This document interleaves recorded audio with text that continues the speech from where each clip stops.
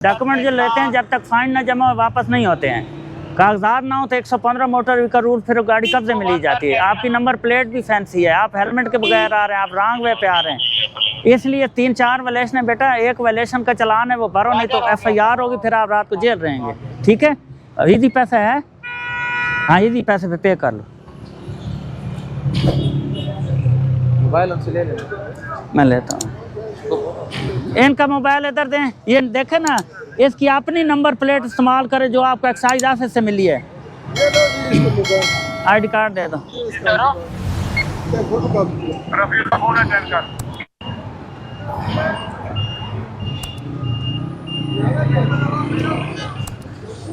आ जाए इधर। आप अपना ID कार्ड का नंबर बोलें। देखें एक सब्र कर बेटा, 1 मिनट सब्र करें। लाइट कर, मैं बाद में करता हूँ।